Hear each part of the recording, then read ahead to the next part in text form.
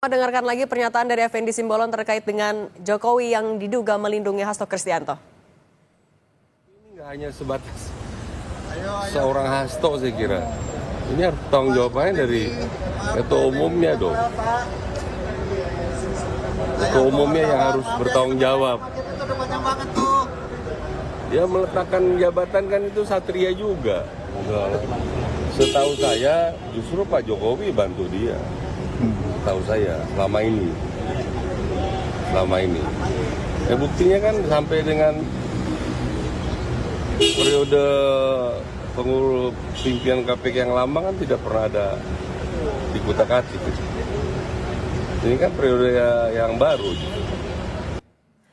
Mas Adi, yang disampaikan Effendi Simbolon kan bukan cuma ada kaitannya antara kasus Hasto dan juga Pak Jokowi, tapi juga bahkan meminta agar Ketua Umum PDIP mundur untuk sebagai bentuk tanggung jawab. Kalau Anda melihatnya maksudnya apa? Maksud dari Effendi Simbolon mengatakan ini?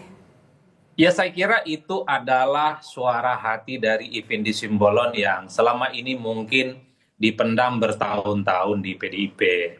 Secara substansi memang apapun judulnya, partai sekelas PDIP harusnya memang harus segera melakukan regenerasi kepemimpinan, terutama untuk melakukan penetrasi dan penyesuaian di mana memang voting behavior dalam konteks perilaku pemilih yang sudah sangat berubah secara total. Cuman sayangnya pernyataan Effendi Simbolon ini dilakukan setelah Effendi itu dipecat oleh PDIP. Jadi sekalipun secara substansi itu sebenarnya sebagai sebuah feedback, sebagai masukan mungkin bagi PDIP, jadinya hanya dianggap sebagai angin lalu, hanya dianggap sebagai bagian dari pepesan kosong, dan yang paling penting pasti dituduh tidak lebih dari sekedar suara dari orang-orang yang selama ini memang dalam barisan sakit hati hanya karena setelah dipecat oleh PDIP. Tapi bagi saya secara substansi memang Bung Seno dan kawan-kawan di PDIP itu tentu untuk memikirkan bagaimana regenerasi kepemimpinan di masa yang akan datang, karena tentu tidak mudah di tengah kompetisi partai yang semakin sengit dan semakin kompetitif tentu saja,